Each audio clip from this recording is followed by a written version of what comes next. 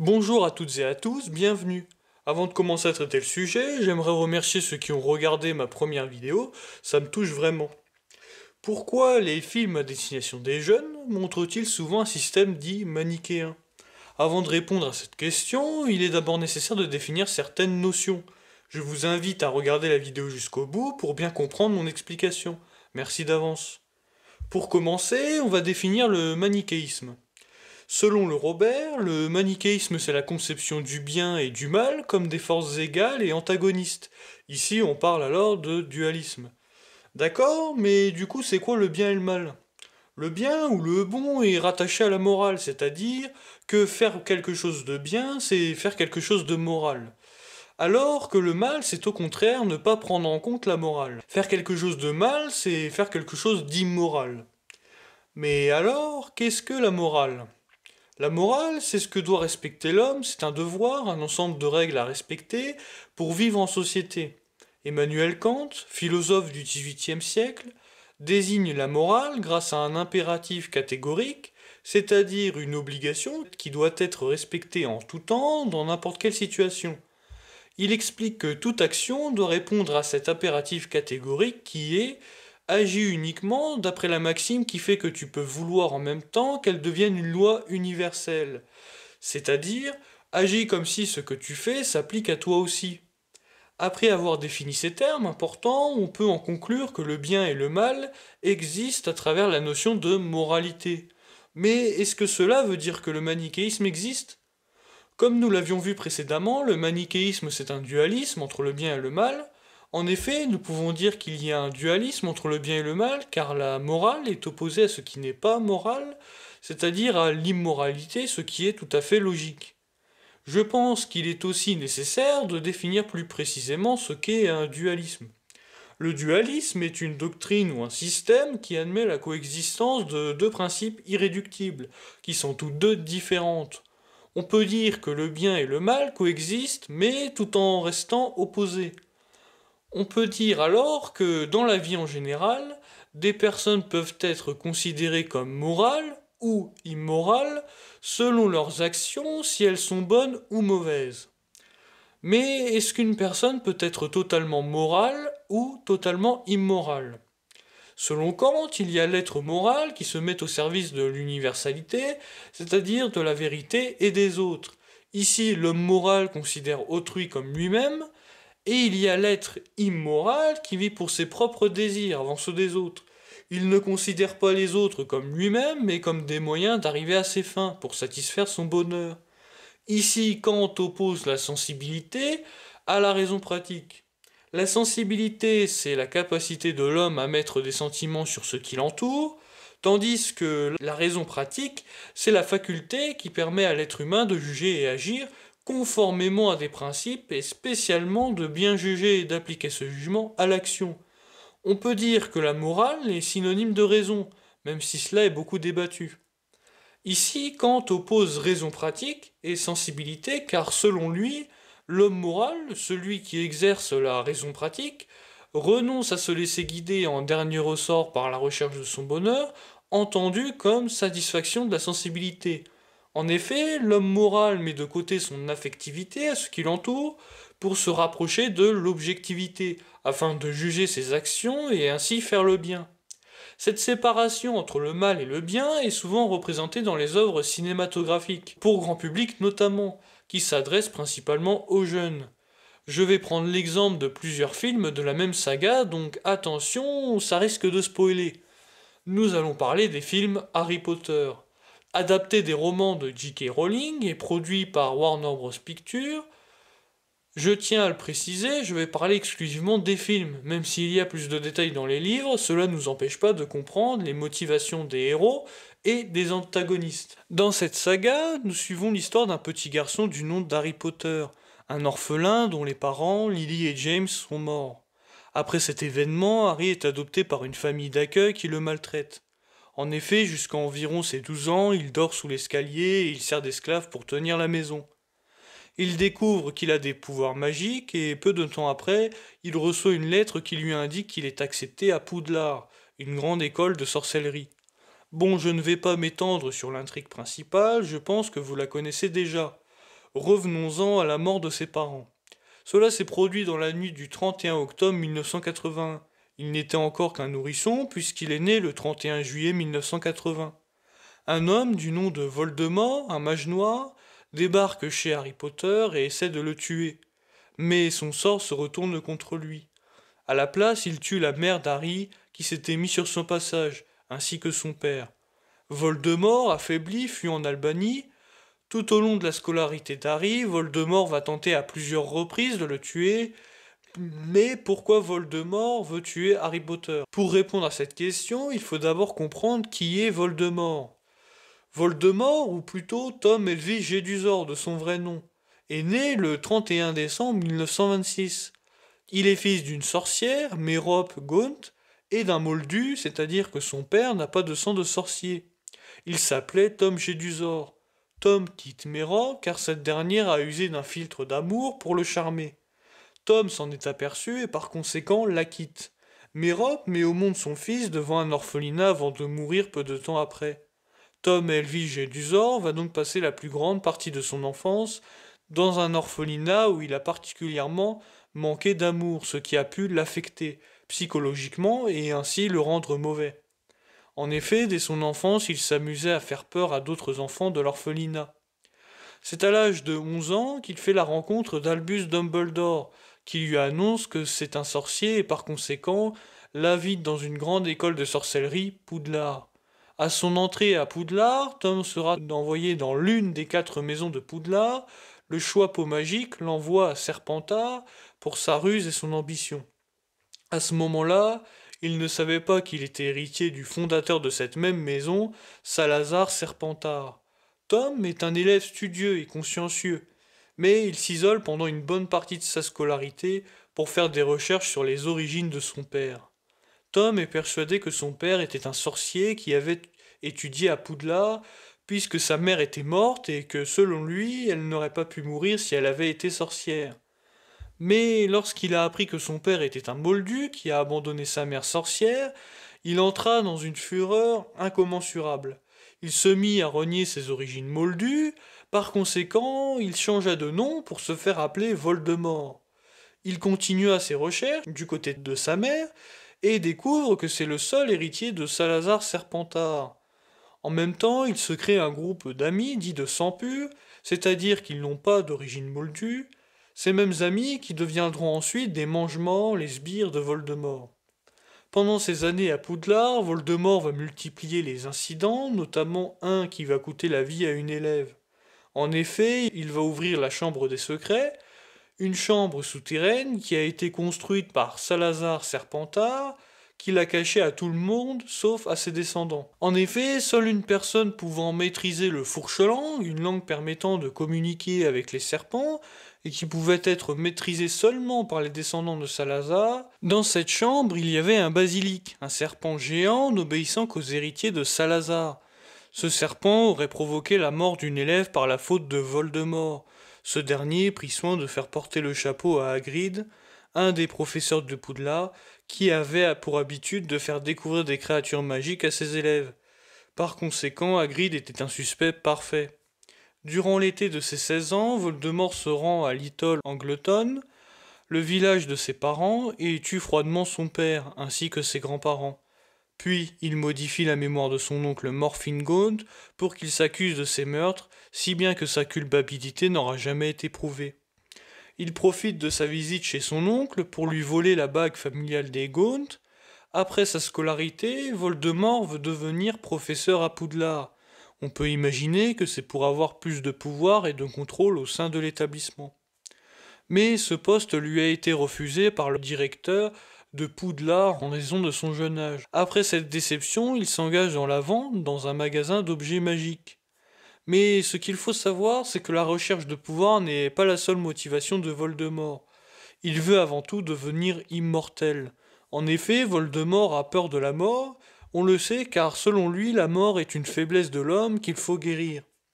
Voldemort va donc constituer des Horcruxes, des objets dans lesquels un fragment de l'âme de Voldemort a été enfermé. Il partage son âme en 6 fois, dans 6 objets importants. Chaque fragment d'âme doit être le résultat d'une mort. Tout d'abord, son journal intime et la bague d'Aegon constituent ses premiers Horcruxes, créés respectivement par le meurtre de l'élève lors de l'ouverture de la chambre des secrets et celui de son propre père. Il acquiert et ensorcelle ensuite la coupe de Poufsouffle, la coupe d'une des autres maisons de Poudlard et le médaillon de Salazar Serpentard, obtenu d'une cliente après l'avoir tué, et tue ensuite un vagabond. Après cela, il disparaît durant une longue période. À son retour en Écosse, quelques années plus tard, Voldemort demande une entrevue avec Dumbledore, dorénavant directeur de Poudlard. Celui-ci constate que l'apparence de Voldemort a commencé à changer. Ses traits, autrefois séduisants, ont laissé place à un visage aux traits déformés, et le blanc de ses yeux était injecté de sang. Voldemort renouvelle sa demande pour obtenir le poste de professeur, mais Dumbledore refuse à son tour, ayant eu vent des crimes que Voldemort a commis. Dumbledore avoue avoir perdu tout espoir de faire entendre raison à un être qui, bien qu'exceptionnel, s'est défait de toute humanité, en mutilant son âme au-delà des limites de la simple magie noire. De nombreuses années plus tard, Albus Dumbledore fonde pour la première fois l'Ordre du Phénix, pour contrer l'ascension de Voldemort. Il est appuyé par plusieurs professeurs et des anciens élèves, dont Lily et James, les futurs parents de Harry. Grâce à Severus Rogue, un jeune mange-mort, Voldemort prend connaissance de la première moitié d'une prophétie faite par une femme du nom de Sibylle Trelawney à Dumbledore peu avant juillet 1980, qui annonce qu'un enfant qui naîtra sous peu et dont les parents auront déjà combattu 3 fois Voldemort aura le pouvoir de vaincre ce dernier définitivement. Voldemort est persuadé que l'enfant mentionné par la prophétie est le fils des Potter. Au début des événements de Harry Potter à l'école des sorciers, il assassine donc James et Lily Potter et tente de s'en prendre également à leur fils Harry. Mais le sortilège qu'il utilise rebondit sur l'enfant, lui infligeant seulement une cicatrice en forme d'éclair sur le front. Le corps détruit, mais l'esprit sauve grâce à ses Horcruxes, Voldemort disparaît à la suite de cet événement pour se réfugier en Albanie. Quelques années plus tard, durant la scolarité d'Harry, on découvre les 2 autres Horcruxes. Il s'agit de Nagini, le serpent de Voldemort, ainsi que le diadème de la famille des Serres d'Aigle, une autre famille de Poudlard. C'est seulement vers la fin de la scolarité d'Harry qu'on découvre qu'il y a un 7e Horcrux en la personne d'Harry Potter. En effet, le soir où Voldemort a tenté de tuer Harry, il a accidentellement introduit une partie de son âme à Harry. Grâce à ces Horcruxes, Voldemort aurait pu prétendre à l'immortalité, mais Harry et ses amis parviennent à détruire les Horcruxes, et de ce fait rendant Voldemort mortel. Ils réussissent donc à le tuer. Finalement, on peut dire qu'en voulant absolument échapper à la mort, il a fini par précipiter cette dernière. On peut ici y voir une sorte de punition pour s'être cru plus fort que la mort. On pourrait se dire que même s'il a très mal agi, il avait tout de même des raisons pour agir de cette manière. C'est notamment la mort de sa mère et la trahison de son père Moldu envers sa mère sorcière qui a pu attiser sa peur de la mort ainsi que sa haine des Moldus. Mais c'est pas pour autant qu'il a raison de le faire, évidemment. En effet, ici il ne prend en considération que sa propre personne et agit sans se préoccuper des autres. Et par conséquent se tourne uniquement vers les sentiments qu'il a éprouvés durant l'enfance, pour en faire une motivation. Ici, sa motivation c'est la peur et la vengeance. En effet, je pense que Voldemort cherche aussi à se venger des personnes qui l'ont trahi, c'est-à-dire son père qui a quitté sa mère, et Dumbledore qui lui a refusé un poste de professeur. Mais ce qui le motive surtout, c'est la peur de mourir. Voldemort n'est donc pas du tout un personnage moral, c'est-à-dire une personne qui se préoccupe des autres et qui sait mettre de côté ses émotions, bien au contraire. Si on regarde du côté du héros, on voit bien que Harry est opposé à Voldemort. En effet, on peut le voir notamment par sa maison, Gryffondor. Les élèves sont choisis par cette maison notamment pour leur courage. Harry Potter est donc courageux contrairement à Voldemort. En effet, là où Voldemort a une peur absolue de la mort, Harry, quant à lui, n'en a pas peur, même si cela aurait pu être le cas, vu qu'il a aussi perdu ses parents de manière précoce. Mais on constate qu'il a réussi à accepter la mort de ses parents. En effet, à un moment, il pouvait se servir de la pierre de résurrection, une pierre capable de faire revenir les morts à la vie, mais il décide d'accepter la mort de ses parents, et donc de ne pas s'en servir. Il a su aussi accepter sa propre mort. En effet, pour tuer Voldemort, il était prêt à se sacrifier, puisque pour tuer Voldemort, il faut détruire les Horcruxes, dont celui qui était en lui. Finalement, Harry n'est pas mort du sort de Voldemort, car Harry était encore protégé par le sort de protection que sa mère lui avait envoyé avant de mourir. Seul l'Horcrux a été détruit. Mais je tiens quand même à faire une parenthèse. Je vais vous expliquer quelque chose que vous savez déjà, je suppose. Avoir peur de la mort, c'est normal. Tout le monde a peur de la mort. Mais le plus important, à mon humble avis, c'est de se dire que tant que nous vivons, nous pouvons profiter du voyage, comme bon nous semble, avant d'atteindre la destination. Revenons-en à nos moutons. La cause du caractère immoral de Voldemort, c'est le fait qu'il n'accepte pas la mort comme une fatalité, il la considère plutôt comme une option. Il veut aller à l'encontre des lois de la nature, on pourrait, dans une moindre mesure, comparer Voldemort à l'homme. En effet, on peut dire que l'homme cherche à se détacher de la nature, l'homme construit et exploite de manière excessive afin d'acquérir toujours plus de confort. Cela provoque la destruction de cette nature qui nous a pourtant donné naissance. Comme dirait l'autre, ne mords pas la main qui te nourrit. Dans cette même optique, beaucoup de penseurs voient l'humanité de manière pessimiste. On peut prendre l'exemple de Thomas Hobbes, philosophe du XVIIe siècle. Il nous l'explique dans son œuvre intitulée Léviathan, que l'homme est mauvais par nature. On peut notamment le comprendre à travers cette citation « L'homme est un loup pour l'homme ». Ici, Hobbes pense que dès la naissance de l'homme, ce dernier s'est caractérisé par sa violence envers ses semblables, afin d'obtenir ce qu'il voulait. Il pense que cela est dû à une trop grande liberté qui provoque de la jalousie. Si un individu peut avoir ce qu'il veut, alors pourquoi pas les autres?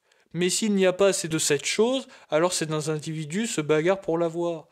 Hobbes estime que pour arrêter ces violences, il était nécessaire d'instaurer des régimes autoritaires, où il y avait peu de liberté. Mais ici, il ne s'agit plus du bien et du mal, mais seulement du mal. C'est la violence pour réprimer la violence. Mais on est en droit de se demander si finalement l'homme ne serait pas beaucoup plus complexe que ce qu'on en a dit jusqu'ici. En effet, on pourrait très bien être un homme qui serait l'auteur d'actes moraux, mais aussi d'actes immoraux à plusieurs niveaux. On peut voir cette vision de l'homme dans un film d'animation intitulé Princesse Mononoke. Ce film d'animation de 1997 a été produit par Studio Ghibli et réalisé par Hayao Miyazaki, connu pour avoir réalisé bon nombre de films d'animation, dont les plus connus sont Le Voyage de Chihiro sorti en 2001, Mon voisin Totoro sorti en 1988, ou encore plus récemment Le Garçon et le Héron sorti en 2023. L'histoire du film, Princesse Mononoke, prend place au Japon médiéval du XVIe siècle, dans un univers fantastique inspiré des légendes japonaises. Attention, à partir d'ici je vais spoiler, donc si vous voulez aller voir le film, allez-y, je vous le conseille vivement. Ashitaka, le prince de la tribu des Emishi, un peuple reclus d'un territoire du nom de Honshu, est frappé d'une malédiction, après avoir tué Nago, un dieu sanglier devenu un démon. Son bras est animé d'une force surnaturelle, mais est rongé par l'entité démoniaque. La chamane du village le dit condamné à mourir, et lui conseille de quitter le village afin d'aller chercher à l'ouest la cause de la colère de la nature et l'espoir de trouver la raison de sa malédiction. Sur le chemin, Ashitaka sauve un homme du nom de Jiko au détour d'un coup de main de la guerre civile qui ravage le pays. Moine vagabond, très désireux de lui montrer sa gratitude, ces derniers conseillent à Ashitaka de se rendre dans la forêt où vivent les esprits de la forêt, animaux gigantesques et doués de parole. Ashitaka découvre ensuite deux hommes originaires du village des Forges, dirigés par Dameboshi. Ils ont été blessés lors d'une attaque menée par la déesse louve Moro, qui a elle-même été blessée par Dameboshi. Ashitaka aperçoit peu après San, la princesse considérée comme un mononoke, c'est-à-dire un esprit vengeur. Une humaine élevée par Moro. Ashitaka ramène les deux hommes jusqu'au village des Forges et est chaleureusement accueilli par les femmes du village. Il rencontre Dameboshi, issu de la noblesse et qui a pourtant décidé de sauver des femmes de leur ancienne condition, à une époque où les droits humains comme animaux n'étaient pas de mise. Femme forte, elle recueille tous les indigents, tels des lépreux, à qui elle confie la tâche délicate de maintenir et améliorer l'artillerie du village. En effet, les habitants tirent leur subsistance du sol, de la forêt, et produisent du fer afin de pouvoir acheter vivres et autres nécessités loin de chez eux. Mais ils doivent déforester pour pouvoir accéder aux minerais, ce qui excède et enrage les dieux de la forêt. Les lépreux fabriquent donc des armes à feu pour lutter contre les esprits de la forêt. Ashitaka apprend ainsi que Dameboshi, qui a tiré sur Nago, est responsable de la corruption l'ayant transformé en démon. Pendant la nuit, San pénètre dans le village pour tenter de tuer Dameboshi, mais Ashitaka s'interpose entre les deux et les assomme. Il quitte ensuite le village en emportant San, mais est touché par une balle en partant. Quand San se réveille, elle s'apprête à tuer un Ashitaka affaibli, mais elle s'empreint de compassion pour le jeune homme, ce qui l'arrête dans sa folie. Elle se décide ensuite à lui faire confiance, quand, après l'avoir déposé sur l'îlot central d'un étang, l'esprit de la forêt, le dieu cerf, soigne la blessure du garçon. Dameboshi et les villageois, pendant ce temps-là, repoussent une attaque des samouraïs du seigneur Asano, qui cherchent à s'emparer du village et des armes qui y sont produites. Dameboshi rencontre ensuite Jiko, qui travaille en réalité pour l'empereur, et qui a été chargé de lui ramener la tête du dieu cerf, censé accorder l'immortalité. Tous deux décident de s'allier dans cette tâche. Les sangliers, dirigés par Okoto, le dieu sanglier de l'île du Sud, attaquent les forces de Jiko et de Dameboshi pour sauver la forêt. Mais ils sont décimés. Okoto est gravement blessé et San l'emmène jusqu'au dieu cerf pour qu'il le guérisse. Mais le vieux sanglier commence déjà à être corrompu et à se transformer en démon, comme Nago. San essaie alors de l'arrêter, aidé par Ashitaka et Moro. Alors que Jiko et Dameboshi les suivent, le dieu cerf arrive et libère Okoto de sa corruption, le privant ainsi que Moro de sa vie. Dameboshi le décapite peu après d'une balle d'arquebuse. Cet acte transforme le corps du dieu cerf en une gigantesque forme visqueuse qui ôte la vie de tout ce qui la touche, humains, animaux et arbres. Moro, dans un dernier sursaut, se venge et arrache un bras à Dameboshi. Jiko s'empare alors de la tête du dieu cerf et l'emporte avec ses hommes, alors que le corps de celui-ci, métamorphosé, submerge rapidement la totalité de la forêt. Après une course-poursuite avec Jiko et ses hommes, Ashitaka et San parviennent à récupérer la tête du dieu cerf et à la lui restituer. Ce dernier guérit alors la forêt complètement dévastée, ainsi qu'Ashitaka. San, bien que très attaché à Ashitaka, ne peut pardonner aux humains, et choisit de rester dans la forêt. Ashitaka, quant à lui, décide d'aller vivre au village des forges, d'où il pourra souvent aller voir San. Dameboshi, en reconnaissance de leurs actions, s'engage à repartir à zéro, pour que son village cohabite davantage en harmonie avec la forêt, tandis que Jiko, fataliste, pense à prendre sa retraite et renonce à obtenir la tête du dieu cerf. On peut dire que ce film n'est pas du tout manichéen, contrairement à beaucoup d'autres films plus connus à destination du grand public. En effet, Dameboshi, l'antagoniste principal du film, n'est pas totalement immorale, comme nous l'avions vu précédemment. Même si elle détruit la forêt et veut exterminer les dieux et les esprits de la forêt, elle le fait uniquement pour protéger les habitants du camp des forges. Elle le fait aussi car la ressource dont elle a besoin pour nourrir et défendre son camp sont dans la forêt. Dameboshi s'est engagé à accueillir ceux qui ont été rejetés des autres villages, c'est-à-dire les lépreux et les plus démunis. Et elle a su donner plus de liberté aux femmes. Ces dernières travaillent, sont nourries et logées comme les hommes. Et elles sont aussi des soldats au même titre que les hommes. Tandis que la princesse Mononoke, les dieux et esprits de la forêt se défendent face aux humains cruels qui détruisent la forêt.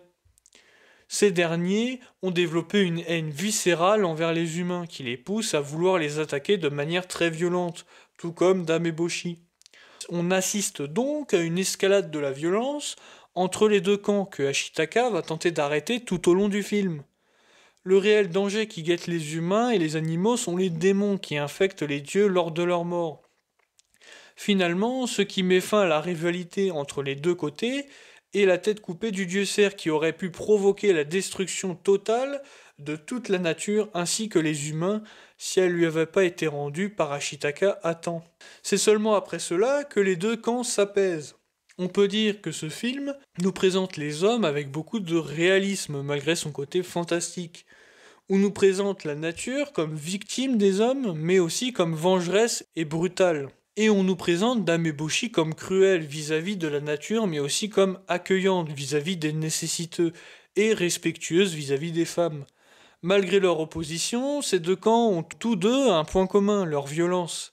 C'est d'ailleurs cette même violence qui a failli provoquer la fin de la nature, mais aussi la fin du camp de Dame Eboshi, et plus largement des hommes. Ces deux camps sont caractérisés par la volonté de protéger leurs semblables, mais aussi leurs familles. En effet, Dame Eboshi ne veut pas perdre les femmes de son village, qu'elle considère comme sa famille, et qui par conséquent leur accorde une certaine confiance. Et du côté de la nature, même si en apparence ces esprits et ces dieux paraissent semblables à des bêtes brutales sans cœur, en réalité ces animaux géants sont doués de parole et par conséquent de réflexion, et aussi d'une certaine sensibilité. Ils se soutiennent entre eux comme une famille. Et c'est surtout San, la princesse Mononoke anciennement humaine, qui accorde énormément d'importance à l'entraide, notamment auprès de la déesse louve Moro. Finalement, ces personnages sont largement comparables à l'homme dans la réalité. Mais je pense qu'il faut néanmoins prendre en considération les autres personnages du film. En effet, le seigneur Asano, l'un des ennemis principaux de Dame Eboshi, paraît plus mauvais qu'elle. En effet, on peut aisément penser que Asano est pourvu de grandes richesses, puisqu'il est seigneur, et on peut aussi imaginer que contrairement à Dame Eboshi, Asano soit beaucoup moins respectueux des droits des femmes, puisqu'à cette période les femmes étaient mal considérées. Et puis cela expliquerait aussi que les femmes se soient réfugiées chez Dame Eboshi. Mais ce qui est le plus flagrant chez lui, c'est sa cupidité, puisqu'à plusieurs reprises il a tenté d'attaquer le camp forgeron pour en prendre possession, et c'est aussi lui qui a envoyé des chasseurs pour obtenir la tête du dieu cerf, et ainsi espérer l'immortalité. On pourrait donc comprendre que le seigneur Asano est complètement mauvais, donc complètement immoral. Et quand on regarde du côté de la réalité, on pourrait aisément le comparer à la plupart des dirigeants qui ont existé ou existent encore. On peut donc en déduire que chaque homme a un degré différent de moralité selon leurs actions, mais aussi, on pourrait supposer, selon leur milieu social et leur vécu. En effet, même si Dame Eboshi vient de la noblesse, elle a souhaité s'émanciper et aider les plus démunis. On peut le comprendre car Dame Eboshi est une femme et qu'à cette époque les femmes ont très peu de droits et sont soumises aux hommes. Dame Eboshi est donc empathique vis-à-vis de ceux qui sont mis à l'écart tout comme elle. Elle a donc le devoir de les protéger. Quant à Ashitaka, même si une grande partie de son peuple a été décimée par les royaumes alentours, il reste tout de même neutre, notamment par le tempérament des habitants de son village, qui semble empreint d'une grande sagesse. Par conséquent, cette sagesse a déteint sur lui, lui permettant de voir les conflits d'un œil extérieur, et de privilégier la paix et la discussion plutôt que la violence.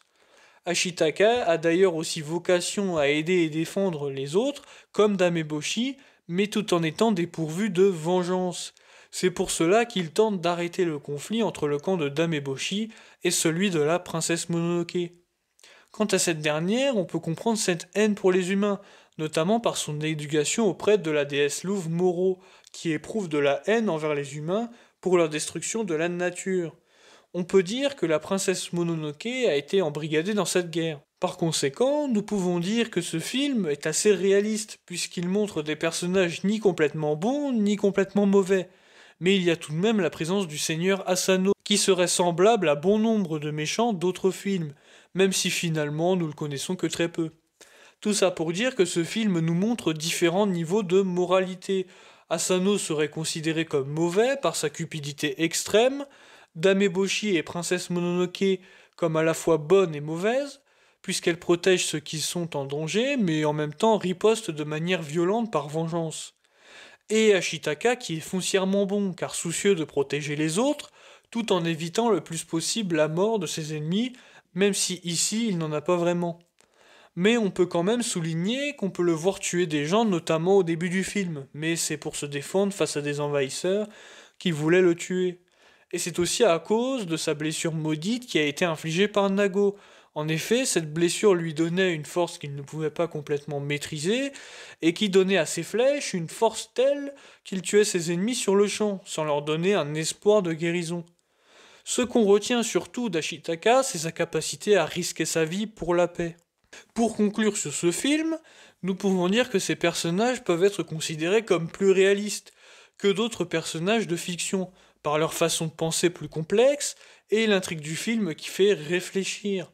En effet, en tant que spectateur habitué aux histoires classiques, considérées comme manichéennes, on peut avoir du mal à trouver quel camp défendre car les deux ont leurs défauts et leurs qualités.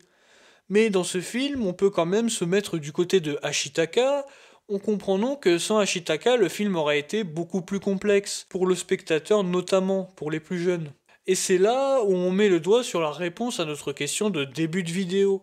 Pourquoi les films à destination des jeunes montrent-ils souvent un système dit manichéen? Après ce qu'on a vu, on peut affirmer que Voldemort, l'antagoniste de Harry Potter, est assez peu réaliste. En effet, si on analyse le personnage, on se rend compte que son seul but est de devenir immortel. En effet, Voldemort est assez irrationnel dans sa manière de penser. Il est prêt à devenir immortel et à tuer des gens pour arriver à ses fins juste par peur de la mort. Et on voit bien aussi que ce personnage est complètement dépourvu d'amour et défend seulement sa propre vie. On peut dire que Voldemort est inhumain par son absence d'empathie. Par conséquent, on peut dire que ce personnage n'est pas réaliste. Tandis que Harry Potter est le parfait héros, car prêt à se sacrifier et à protéger les autres, alors que dans la vraie vie, il est rare de voir des gens prêts à se sacrifier. N'importe qui hésiterait longuement, voire même refuserait l'idée de se sacrifier. Même si cette saga n'est pas complètement réaliste, elle n'en reste pas moins une œuvre qui a plu à beaucoup de gens. Tandis qu'une œuvre un peu plus complexe, telle que Princesse Mononoke, peut être moins appréciée, notamment des plus jeunes, non pas parce qu'ils ne comprennent pas, mais parce qu'ils ont besoin de personnages qui s'éloignent de la réalité, puisque cette dernière est parfois, voire même souvent, ennuyeuse. En effet, l'enfant a besoin de fantasmer un monde imaginaire et de ce fait distinguer deux types de personnages diamétralement opposés, par leurs valeurs qu'ils défendent. En effet, l'enfant a besoin à la fois d'admirer un modèle, un héros sur qui prendre exemple en toutes circonstances, et il a aussi besoin d'un personnage mauvais pour montrer ce qu'il ne faut pas faire et ainsi avertir des dangers réels. Ainsi, l'œuvre est vue comme éducative et à la fois divertissante par les conflits entre les différents personnages. Ensuite, le spectateur va pouvoir défendre un camp qu'il va pouvoir s'approprier. Donc il s'agit ici de celui du héros. De ce fait, l'enfant va pouvoir s'identifier au héros et ainsi s'approprier les valeurs qu'il défend. Dans Princesse Mononoke, il y a la présence d'Ashitaka et d'Asano qui permettent de pouvoir tout de même identifier un gentil et un méchant, et ainsi pouvoir atteindre un assez grand public. En effet, l'enfant va voir en Ashitaka un héros sage et courageux, il va donc pouvoir intégrer ses valeurs. Tandis qu'en Asano, l'enfant va y voir la cupidité au plus extrême qui se soucie peu des autres. Ici, on pourrait y voir un avertissement du danger qui réside dans le monde réel. Quand on regarde bien, tous les films à destination du grand public ont toujours un protagoniste et antagoniste. En effet, le fait de pouvoir admirer un héros pour son courage, mais surtout pour sa capacité à se sacrifier, pour sauver les autres, est souvent admiré.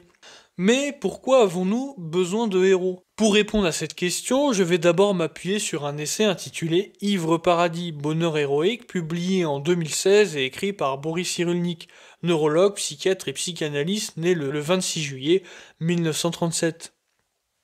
Dans cet essai, Cyrulnik explique la nécessité d'avoir des héros, mais aussi le risque qu'il existe à se laisser pervertir. Il répond aussi à cette question, pourquoi l'enfant a-t-il tant besoin de héros pour sa construction? Cyrulnik explique que quand il arrive au monde, l'enfant ne sait pas s'y prendre, il a besoin de modèles d'identification. Dans une famille structurée, papa et maman font vivre son petit monde, mais dans une famille moins structurée, il va avoir des difficultés à se développer, il a donc besoin d'une image identificatoire. Le héros est alors le remède qui va permettre à l'enfant de se construire. On constate donc que l'enfant va tenter de combler un manque affectif par le biais de héros qui vont le mettre sur la voie de la résilience, comme l'explique Cyrulnik. C'est-à-dire que pour surmonter un traumatisme, l'enfant va chercher à s'identifier à des héros. Cyrulnik le montre à travers son propre exemple. En effet, il était orphelin, ce qui l'a énormément traumatisé. Il a su surmonter ça par le biais de héros qu'il admirait comme Tarzan, qui a été élevé par des singes, ou encore Rémi du roman Sans famille, qui a été élevé par un vieil homme, qui est devenu comme un père pour Rémi. Ces deux héros ont été dans la même situation que lui, c'est-à-dire sans ses parents. De ce fait, il se sent proche de ces héros et tout comme eux, il réussit à se sortir de ce traumatisme. On comprend donc qu'il est essentiel pour l'enfant de s'identifier à un modèle, qu'il soit fictif ou non. Plus généralement, tout homme s'identifie aux héros pour combler aussi leurs lacunes, qu'elles soient physiques ou psychologiques. Par conséquent, l'homme fantasme sur ce qu'il n'a pas, il souhaite sortir de sa condition. Mais l'homme admire aussi les héros pour les idées qu'ils véhiculent et surtout pour chercher un idéal. Un idéal souvent commun à tout homme, comme la paix ou encore le bonheur. L'homme cherche des héros qui sauvent le monde de toutes les perversités que l'on connaît aujourd'hui. À travers ces héros, on cherche l'espoir d'une vie meilleure. Néanmoins, selon Cyrulnik, l'homme peut aussi admirer de véritables héros, mais dans ces cas-là, cela peut être dangereux, notamment si on donne toute notre confiance en ce prétendu héros qui peut devenir tyran. On comprend donc que l'on a besoin de héros en qui croire, mais que cela ne veut pas dire qu'il existe. Malheureusement, on peut en déduire que le héros n'existe pas, mais que l'on peut tout de même l'imaginer, pour se réparer psychologiquement et oublier sa condition. Pourquoi avons-nous aussi besoin d'antagonistes? Ici, je vais exposer ma propre réflexion et ce que j'ai pu voir autour de moi, sur des forums, car j'avoue ne pas avoir trouvé de professionnels de la psychologie, sociologie ou de la philosophie en parler. Déjà, je pense qu'il est important d'avoir un antagoniste si on a un héros, notamment si ces deux personnages se retrouvent dans une œuvre qui a pour but de divertir le spectateur. Sans conflit, l'œuvre serait peu appréciée par le grand public. Le but du méchant n'est pas seulement d'être un obstacle pour le héros, mais il fait aussi obstacle à la manière de penser du spectateur. En effet, l'antagoniste expose son propre point de vue, qui est souvent contraire à ce que nous croyons et pensons être juste. Par conséquent, le méchant se montre particulièrement immoral, ce qui provoque le rejet chez le spectateur. Mais parfois, l'antagoniste peut être apprécié par les spectateurs, notamment pour son charisme et pour la difficulté qu'il pose au héros. On peut citer le Joker, le grand ennemi de Batman, ou encore Voldemort qu'on a déjà abordé plus tôt. Mais on peut aussi émettre l'hypothèse que les spectateurs sont parfois attirés par le méchant, pour son côté transgressif.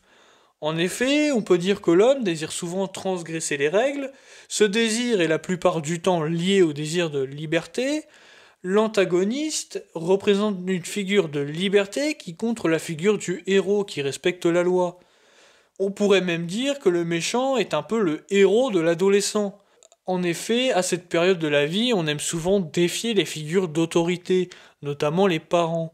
On le fait notamment car nous ne comprenons pas ces règles ou tout simplement, comme je l'ai dit précédemment, nous voulons plus de liberté. Nous souhaitons nous émanciper pour nous construire notre propre identité. En cela, l'antagoniste peut devenir un modèle, mais dans une moindre mesure, puisque ce dernier, comme je l'ai dit précédemment, est particulièrement immoral, donc finit par se heurter aux valeurs transmises aux plus jeunes, et heureusement d'ailleurs. Mais on peut tout de même observer que les criminels existent, évidemment. Cela vient plutôt de leur éducation et de leur milieu social. Tout ça pour dire que dans son enfance, l'homme a besoin de héros et de méchants pour pouvoir se construire en s'identifiant à ou en s'opposant à. Évidemment, le plus gros du travail est généralement fait par le milieu social, plus précisément la famille. Ce sont les premiers à nous transmettre des valeurs et des idées. Vient ensuite les amis et toutes les influences culturelles qui nous entourent. À nous de choisir les bons matériaux afin de construire notre identité. Les films manichéens ont donc une certaine influence sur notre manière de penser et font écho à ce que nous enseigne notre famille. Ils ont donc une certaine importance. Et ça, les réalisateurs l'ont bien compris. Mis à part ce côté éducatif, qui est souvent apprécié de manière inconsciente, le grand public veut du divertissement, des combats, et il veut soutenir son héros. Il veut aussi des vilains charismatiques, forts et qui choquent par leur cruauté. Cependant, ce n'est pas pour cela qu'il faut délaisser les films avec plus de nuances. En effet, même si le jeune spectateur aurait du mal à s'identifier à des personnages, je pense qu'il est aussi important de regarder des œuvres qui sont généralement plus réalistes. Ces films peuvent convenir plus facilement aux plus grands, mais ils peuvent très bien être regardés par les plus jeunes. Chaque film a des degrés de compréhension différents, ainsi chaque spectateur peut comprendre et interpréter le film de différentes manières. Les films peuvent émouvoir, divertir, faire passer des messages ou des valeurs. Quoi qu'il en soit, les films ont toujours réuni les générations. Bon, je crois que cette vidéo touche à sa fin. Si vous êtes encore là, c'est que la vidéo vous a plu. En tout cas, merci de l'avoir regardée. J'ai fait de mon mieux. Si vous avez vu quelques imprécisions ou erreurs, n'hésitez pas à me le faire remarquer. Avec bienveillance, évidemment. Si vous voulez que j'approfondisse le sujet, n'hésitez pas à me le faire savoir. Sur ce, je vous dis à plus tard pour une prochaine vidéo.